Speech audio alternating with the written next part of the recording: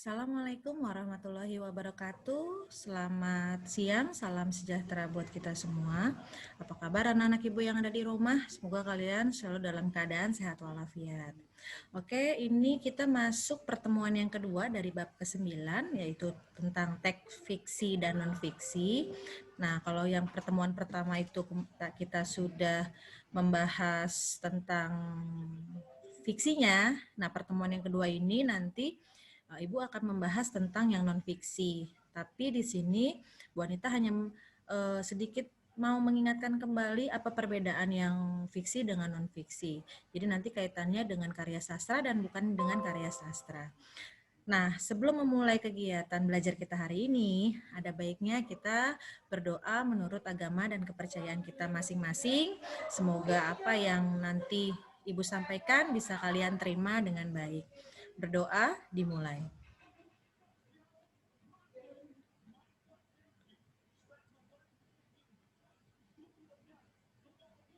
Berdoa selesai.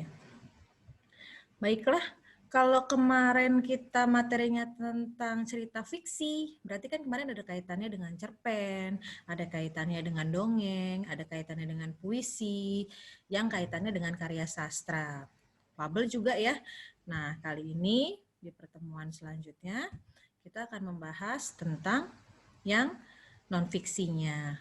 Kompetensi dasar yang akan dipahami hari ini masih tetap sama dengan yang pertemuan pertama, yaitu menggali dan menemukan informasi dari buku fiksi dan non-fiksi yang dibaca dengan tepat. Nah, tujuan pembelajarannya adalah diharapkan mampu menggali dan menemukan informasi dari buku fiksi dan non-fiksi.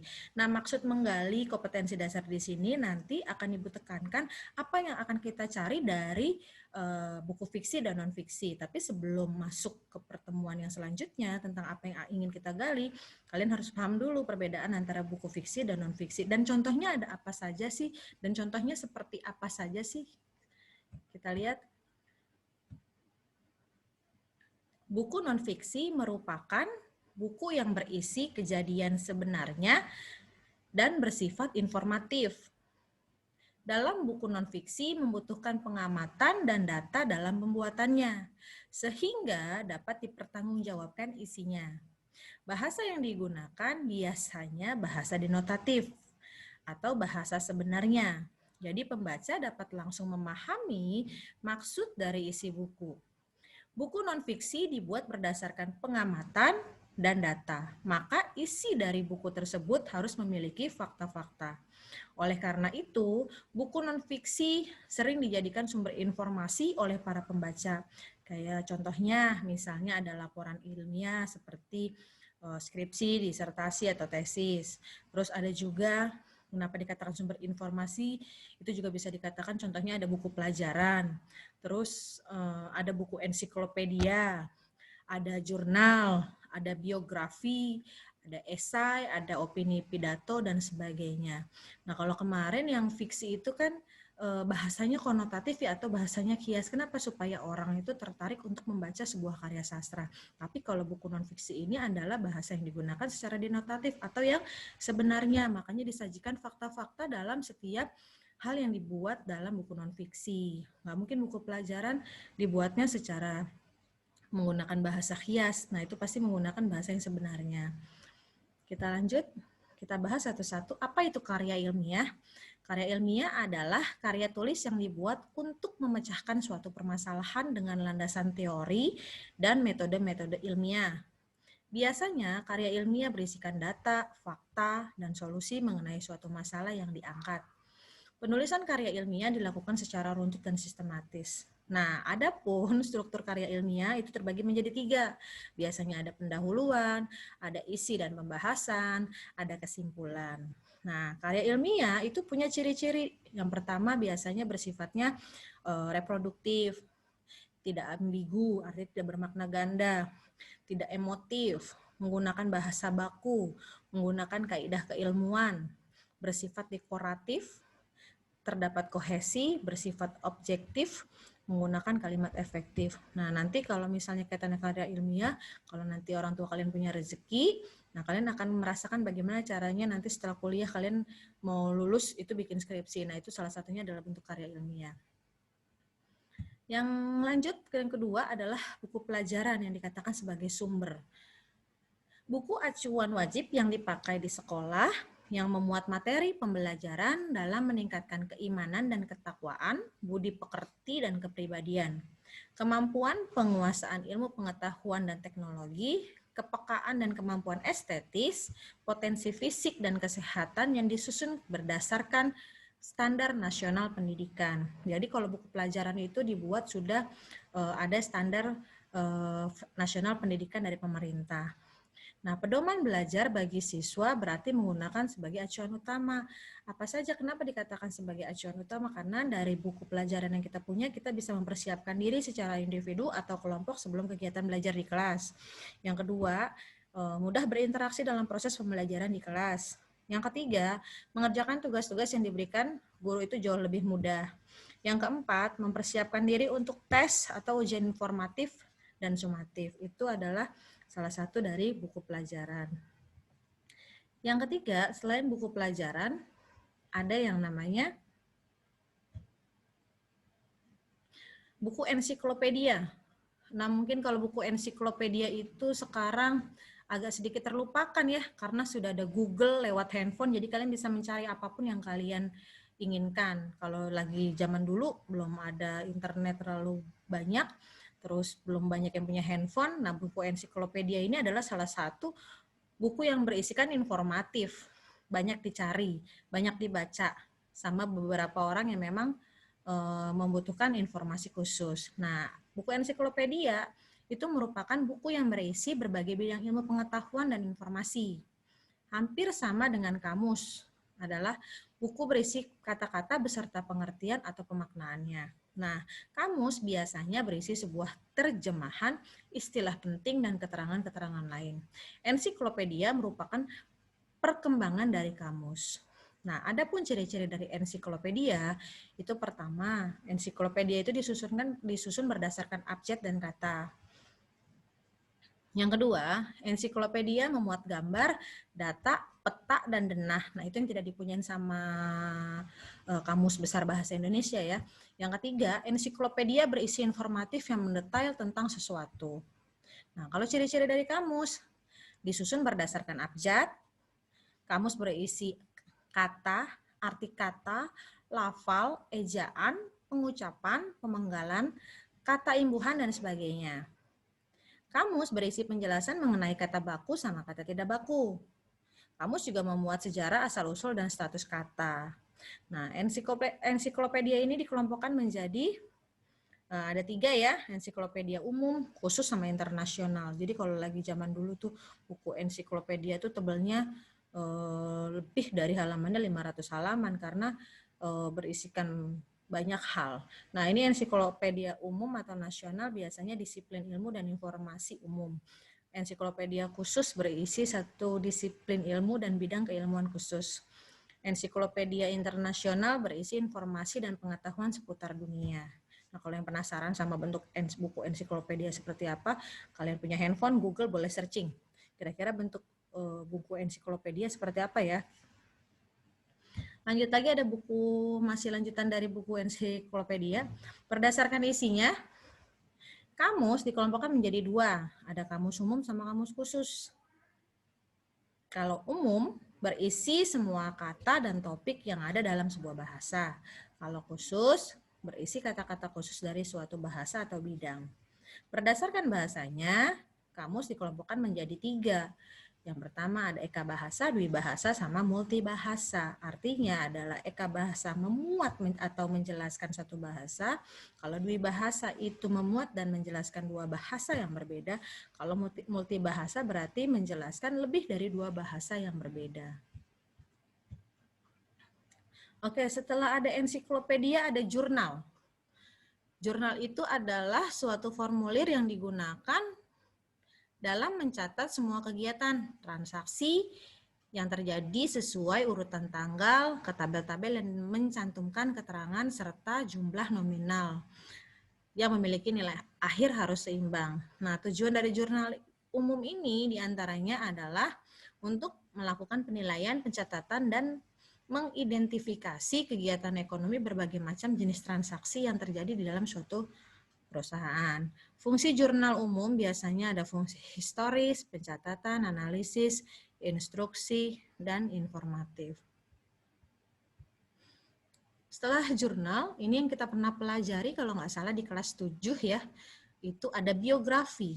Artinya adalah daftar riwayat hidup orang lain. Kalau autobiografi berarti daftar riwayat hidup yang ditulis oleh diri sendiri.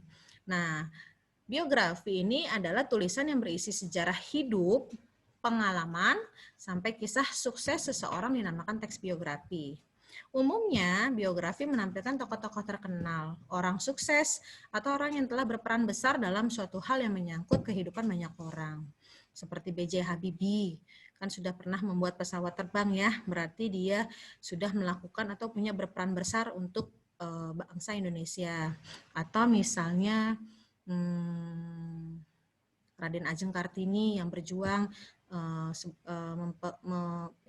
untuk membela hak perempuan dan lain-lain sebagainya. Itu dikatakan bisa dibuat sebagai teks biografi. Nah, ciri-ciri umum teks biografi yang pertama, isi teks biografi menceritakan kisah atau perjalanan hidup seseorang.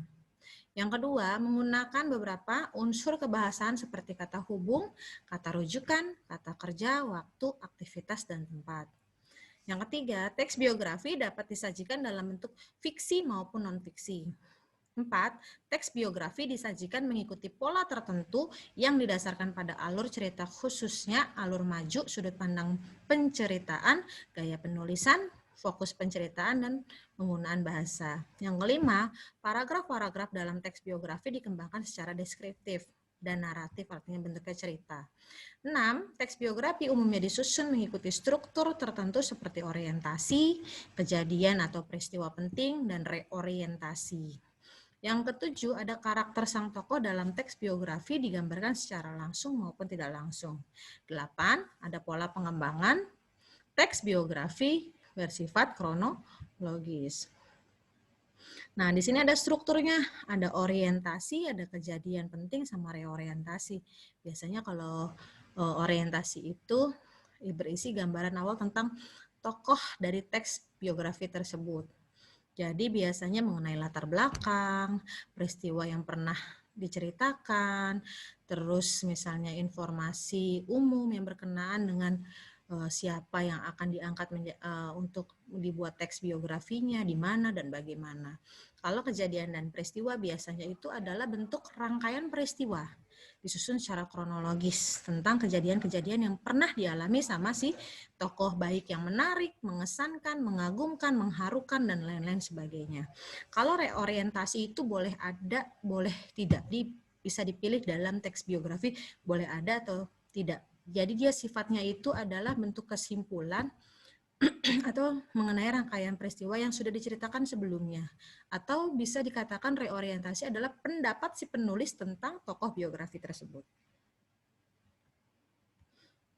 Adapun langkah-langkah menyusun teks biografi, mengumpulkan informasi, menggali data informasi, memilah dan memilih data informasi yang diperlukan, mengolah semua data dan informasi, terus ada merangkai semua informasi dengan kalimat yang runtut dan bernalar sesuai dengan kaidah kebahasaannya. Yang keenam, membangun abstrak teks biografi yang dibangun. Yang ketujuh adalah mengembangkan dari abstrak teks biografi dengan struktur teks biografi. Nah, di sini ada contoh teks biografi tentang Cristiano Ronaldo, pemain bola.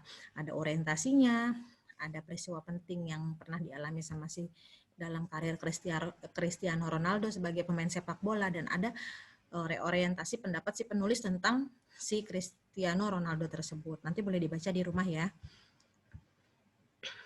Nah, yang selanjutnya ada esai. Esai ini bukan kita lagi jawab soal esai, tidak. Tulisannya aja beda. Kalau esai yang kita jawab soal esai itu ada tulisannya bukan pakai i tapi pakai y. Kalau esai yang biasa kita jawab di soal ulangan, tapi kali ini esai. Nah, ini merupakan sebuah karangan atau tulisan yang membahas suatu tema dari sudut pandang pribadi si penulis. Bisa dibilang bahwa esai merupakan tulisan yang mengandung pendapat dan bersifat subjektif dan argumentatif. Tujuan dari esai sendiri adalah supaya pembaca dapat mempercayai sudut pandang permasalahan si penulis yang dituang dalam sebuah esai. Oleh karenanya, harus didukung oleh data dan fakta yang ada. Nah, biasanya susunan strukturnya ada pendahuluan, ada isi pembahasan, sama kesimpulan dan penutup. Nah, ini ada contoh esai tentang penyebab bahasa Lampung terancam punah. Nanti boleh dibaca di rumah ya. Nah, yang terakhir ini ada opini pidato atau pidato. Hampir sama, cuman kalau opini itu lebih ke pendapatnya saja, tapi sebelum menyampaikan pendapat itu biasanya ada pidatonya terlebih dahulu. Nah, ini merupakan teks pidato merupakan sebuah teks yang berisi gagasan, pendapat, dan pengetahuan terhadap suatu hal yang nantinya akan disampaikan di depan umum. Nah, struktur pidato itu terbagi menjadi 4. 1, ada pembukaan pidato. Nah, di pembukaan pidato itu ada apa saja? Ada salam pembuka, ucapan penghormatan, ucapan syukur, sama pengantar ke topik utama. Yang kedua ada isi pidato. Biasanya isi pidato itu berisi hal-hal penting yang ingin disampaikan sama orator atau orang yang menyampaikan pidato. Yang ketiga ada penutup. Biasanya berisi kesimpulan yang akan disampaikan atau permintaan maaf jika terjadi kesalahan dalam menyampaikan suatu hal atau suatu masalah. Dan yang terakhir adalah salam. Nah, di sini metode pidato terbagi menjadi 4. Ada impromptu, ada memoriter, ada naskah, dan ekstemporan. Nah, kalau impromptu itu adalah metode pidato yang dilakukan secara langsung tanpa adanya persiapan. Jadi biasanya kalau pembina upacara tuh, nah itu bisa dikatakan sebagai metode pidato impromptu karena apa? Tanpa persiapan, tapi bisa menyampaikan pidato kepada orang banyak. Kalau memoriter adalah pidato dengan cara menghafalkan naskah. Nah, berarti kita ngafalin dulu tanpa harus bawa naskah ke depan orang banyak. Yang ketiga, ada yang menggunakan metodenya pakai naskah. Jadi boleh membawa naskah. Namanya juga membaca pidato. Kalau membaca pidato, boleh disampaikan secara langsung, boleh dihafalkan, boleh juga naskahnya kita bawa. Nah, yang keempat ada ekstemporan.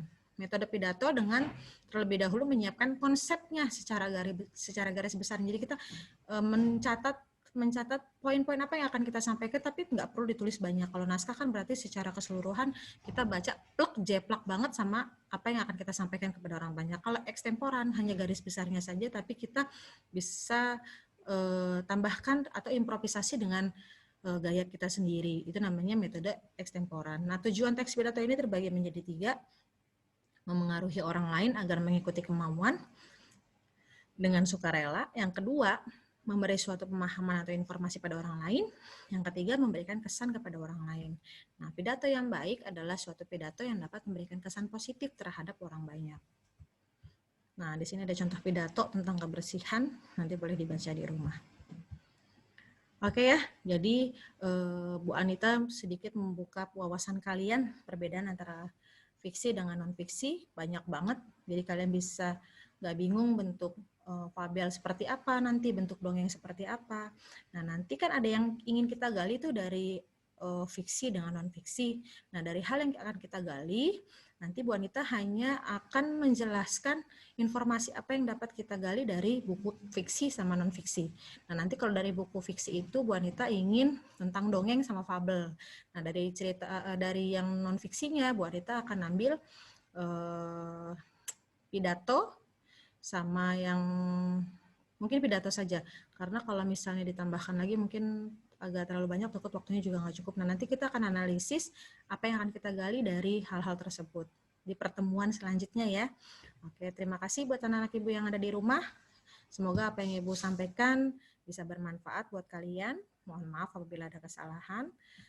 Jika ada yang ingin bertanya, boleh silakan langsung bertanya ke Bu Anita karena kita sudah buat grup WhatsApp kelas masing-masing. Terus kalau yang mau bertanya sama Bu Desi, Pak Zul, atau Bu Ida, silakan WhatsApp gurunya masing-masing.